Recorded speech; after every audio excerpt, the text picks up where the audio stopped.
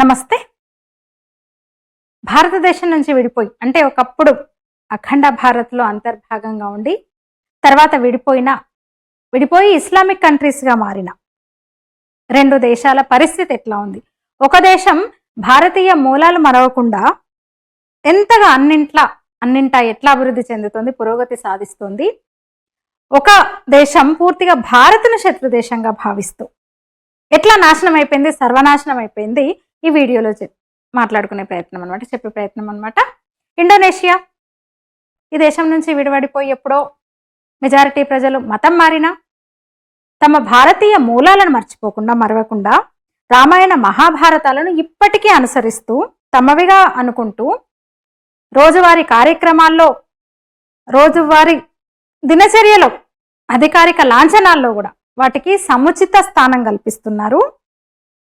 అంతేకాదు, మీకు అర్థమయ్యే ఉంటుంది ఇండోనేషియా గురించి. ఎస్, ఇండోనేషియా వాళ్ళ దేశ జాతీయ చిహ్నం విష్ణుమూర్తి వాహనం గరుడ పంచశిల. దేశ ప్రజలందరూ ఉపయోగించే కరెన్సీ మీద, ఆ దేశ కరెన్సీ మీద గణేశుడి విగ్రహం ఉంటుంది. ఎయిర్లైన్స్ పేరు గరుడ. ఎయిర్పోర్ట్కి వెళ్తే ఇండోనేషియా జకార్తా క్యాపిటల్ సిటీ, ఎయిర్పోర్ట్లోకి వెళ్తే ప్రాచీన భారతీయ సంస్కృతి చిహ్నాలు ఎక్కువ ఉంటాయి అక్కడ. యుఎస్లో ఆ దేశ ఎంబసీ దగ్గర సరస్వతి దేవి విగ్రహం ఉంటుంది. ఇంకా చాలా చెప్పొచ్చు, ఇవి మాత్రమే కాదు.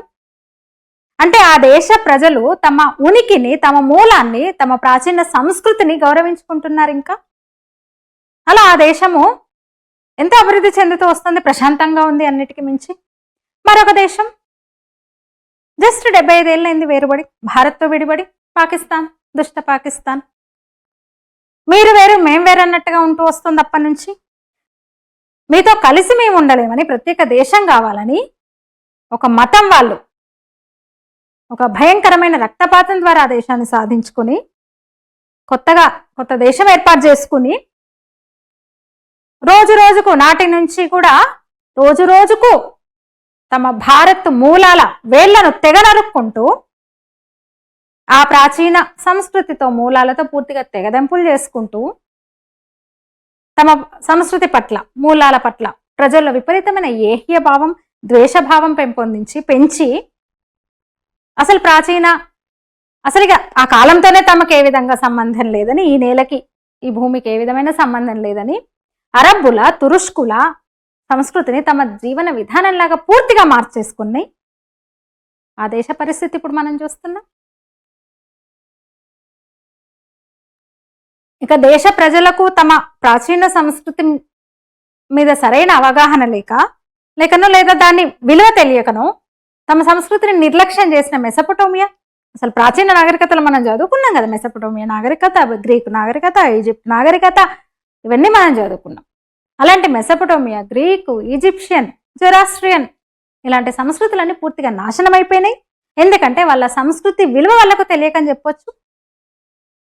అట్లా తమ సంస్కృతులు నాశనం అయిపోయి ఆయా దేశాల్లో ఆ ప్రాంతాల ప్రజలు పడుతున్న ఇబ్బందులు మనం కల్లారా చూస్తున్నాం అన్ని విధాలుగా. ఇక మన దేశానికి స్వతంత్రం వచ్చిన తర్వాత కూడా చాలా మంది తమ ప్రాచీన మూలాలను, తమ సంస్కృతిని తెంపేసుకునే, అంటే సంస్కృతితో తమ బంధాన్ని తెంచేసుకునే, అంటే దాన్ని బ్రేక్ చేసే ప్రయత్నాలు మొదలైన ప్రయత్నాలు చేసే వాళ్ళు ఇంకా ఉన్నారు. ఆ తర్వాత కూడా స్వతంత్రోద్యమ సమయంలో, ఆ తర్వాత కూడా కొందరు మతాలకు అతీతంగా, కొందరు దేశభక్తులు దేశమే ముఖ్యమని, సంస్కృతి ముఖ్యమని, ఈ సాంస్కృతికత ఆధారంగా ప్రజలను ఏకీకృతం చేద్దామని భావిస్తే వాళ్ళ మీద మతవాదులనే ముద్ర వేశారు. ఈ సంస్కృతి అంటే పడని వాళ్ళను బుజ్జగిస్తూ అసలు మన మెజారిటీ ప్రజల జీవన విధానానికి ఏమాత్రం సరిపడని ఒక విదేశీ సెక్యులర్ భావజాలాన్ని ఈ దేశ ప్రజల నెత్తిన రుద్దుతూ వచ్చారు. ఆ ప్రాచీన సంస్కృతి నుంచి బయటపడేసి ఒక పాశ్చాత్య సంస్కృతిని, మనది కాని ఆచార వ్యవహారాలు, అలవాట్లను బలవంతంగా రుద్దడానికి లేదా ప్రలోభపెట్టి రుద్దే ప్రయత్నం ఇంకా జరుగుతుంది.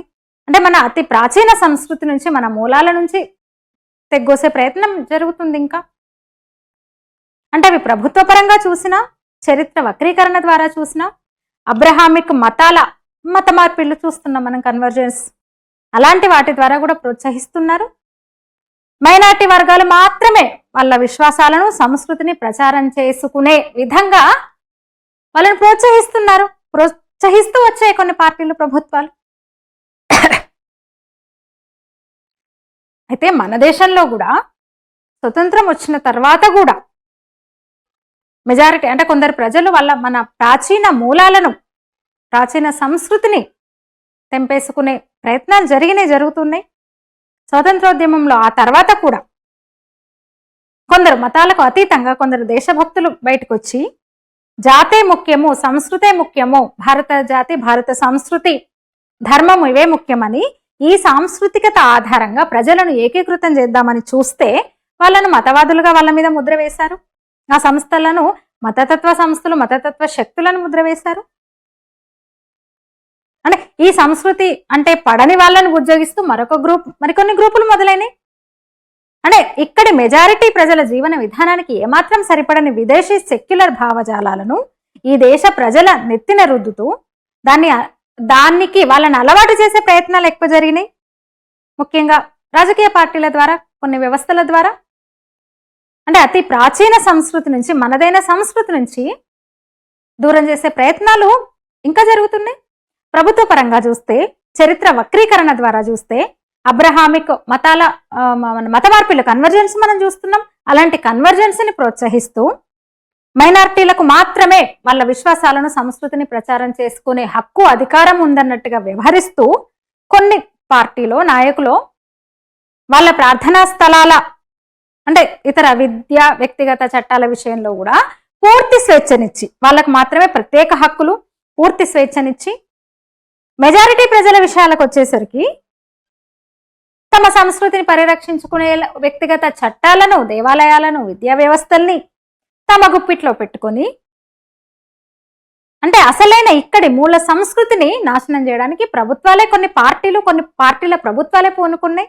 ఇక పాఠ్య పుస్తకాల్లో సెక్యులరిజం, హేతువాజం అంటూ జొప్పించి విద్యార్థుల ఒక తరం మనసులను కలుషితం చేసే కుట్ర జరుగుతోంది. ఇంకా మెజారిటీ ప్రజల విశ్వాసాలు, సంస్కృతి, చారిత్రక లోపాలను మాత్రమే ఎత్తి చూపిస్తూ అందులో జొప్పించి ఇతర మతాలలోని భయంకరమైన లోపాలను, ఎన్నో నెగిటివ్ పాయింట్స్ ఉన్నా కూడా నామమాత్రంగా కూడా పాఠ్య పుస్తకాల్లో ప్రస్తావించకుండా చిన్నప్పటి నుంచే స్కూల్లో వేసిన నుంచి కూడా విద్యార్థులకు వాళ్ళ చిన్నతనం నుంచే ఒక ప్రాచీన మన సనాతన సంస్కృతి మీద, విశ్వాసాల మీద చులకన భావం, ఏహ్య భావం కలిగేటట్లు చేసి తమ సంస్కృతి కన్నా కూడా ఒక విదేశీ అబ్రహామిక్ మతాల సంస్కృతి గొప్ప అనే విధంగా తయారు చేస్తూ వచ్చారు.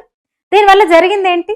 తమ ప్రాచీనులు ఈ దేశంలో పుట్టినా సరే మత మార్పిడి కారణంగా ఈ దేశ సంస్కృతిని తిరస్కరించే, హేళన చేసే జనాలు ఈ 75 ఏళ్లలో దేశంలో విపరీతంగా పెరిగిపోయిండ్రు.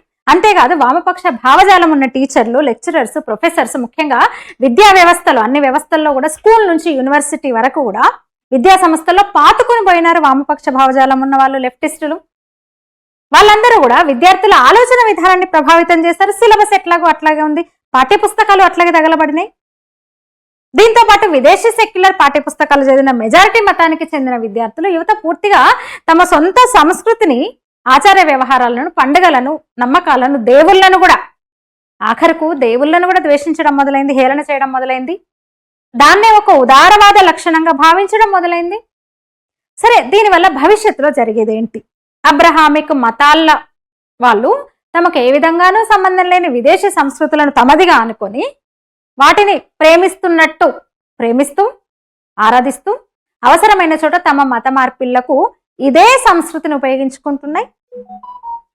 అంటే తమ సంస్కృతిని, తమ మతాన్ని ఈ దేశంలో పెంచే ప్రయత్నాలు చేస్తుంటే, విస్తరించే కుటిల యత్నాలు చేస్తుంటే, పేరుకు మెజారిటీగా ఉన్న హిందువులు మాత్రం సంస్కృతి అంటే తమ సంస్కృతిని నిర్లక్ష్యం చేస్తూ, భారతీయతను అసలు పట్టించుకోకుండా, మన సంస్కృతి పతనాన్ని కల్లారా చూస్తూ, అవకాశం వస్తే పూర్తిగా దాని నాశనానికి, నిర్మూలనకు కృషి చేస్తున్న శక్తులకు తమ వంతు సహాయం అందిస్తున్నారు. నైతికంగా, ఆర్థికంగా, అన్ని విధాలుగా కూడా వాళ్ళతో కలిసి. అందువల్ల ఈ సంస్కృతి అంటే ఈ రకమైన మన సంస్కృతి, తమ సంస్కృతి అంటే ఈ రకమైన ఏహ్య భావన వల్లనే చరిత్రలో అరుదుగా జరిగే సంఘటనలు, ఉత్సవాలను తమదిగా చేసుకొని ఆనందించే బదులుగా, అందువల్ల అంటే ఈ సంస్కృతి అంటే తమ సంస్కృతి అంటే ఈ రకమైన ఏహ్య భావన వల్ల అరుదైన తమ ఉత్సవాలను ఘటనలను తమదిగా చేసుకొని ఆనందించే బదులు విమర్శలు ద్వేషభావం ప్రదర్శిస్తున్నారు. అయోధ్య తీర్పు విషయం మనం చూస్తాము. అయోధ్య మందిర ప్రారంభోత్సవం, వారణాసి కారిడార్, ఉజ్జయిన్ మహాకాల్ కారిడార్, 370 రద్దు అంటే పార్లమెంట్లో ప్రాచీన సంస్కృతిని ప్రతిబింబించే, భారతీయతను ప్రతిబింబించే ధర్మదండ స్థాపన వంటి ఉత్సవాల సమయంలో కూడా అసలు ఎంతో ఆనందించాలి. ఆయా సందర్భాల్లో అసలు ఎన్నో పోరాటాలు, ఉద్యమాలు, త్యాగాల ఫలితము, అరుదుగా లభించని అవకాశాలు అవన్నీ కూడా ఎంతో ఆనందించాల్సిన క్షణాల్లో కూడా ఆక్రోశం ఏంటో అర్థం కాదు కొందరికి. చూసినాం మనం, ఎంత ఉడుక్కున్నారో చూసినాం. అంటే అప్పటికే ఆ సంస్కృతి మీద వాళ్ళకి మమకారం లేదు, భారతీయత మీద ప్రేమ లేదు, తగ్గింది అని అర్థమైపోతుంది. కానీ ఒక్కటి గుర్తుంచుకోండి, మన సంస్కృతి మాత్రమే మన అస్తిత్వం, మీ సంస్కృతి మాత్రమే మీ అస్తిత్వం. అది నిలబడాలంటే మెజారిటీ ప్రజలు దాన్ని అన్ని మార్గాల్లో పరిరక్షించుకోవాలి. సంస్కృతిని కాపాడుకోవాలనే తపన ప్రజల్లో రావాలి. మెజారిటీ అంటే ఈ సంస్కృతిని, అసలైన ఇక్కడి మూల సంస్కృతిని పాటించే ప్రజల జనాభా తగ్గి విదేశీ సంస్కృతి లేదా ఇతరత్ర అన్య సంస్కృతి ఇక్కడ పెరిగితే, ఇక్కడ వాళ్ళ నిర్లక్ష్యం సొంత సంస్కృతి మీద పెరిగితే నాశనానికే అది, అంతకుమించి ఏం లేదు, నాశనానికే అది. అప్పుడు గుర్తింపు ఉండదు, అస్తిత్వం ఉండదు. నిజంగా అదే జరిగితే రెండే అవకాశాలు ఉంటాయి. ఒకటి, మన సంస్కృతిని ధర్మాన్ని శాశ్వతంగా దూరం చేసుకొని విదేశీ మతాలను స్వీకరించి ఇక్కడ ప్రజలతో కలిసి ఉండడం, అన్ని వదిలేసుకొని మన మూలాల్ని మర్చిపోయి, సరే మేము ఈ ధర్మాన్ని విడవం, మతం మారము, కానీ ఏం జరిగినా పట్టించుకోము, ఇట్లే ఉంటాము అని అనుకుంటే మిగిలిన వారు ఈ దేశంలో ఉండలేరు. చాలా దేశాల్లో ప్రజల్లాగా శాశ్వతంగా ఉండేందుకు నిలువ నీడలేక కాందిశీకుల్లాగా దేశాలు బట్టి తిరగాలి. తస్మాత్ జాగ్రత్త. మీరేమంటారు? ఈ వీడియో మీద మీ అభిప్రాయం తెలియజేయండి, లైక్ చేయండి, షేర్ చేయండి, ఛానల్ని సబ్స్క్రైబ్ చేయండి. ధన్యవాదాలు.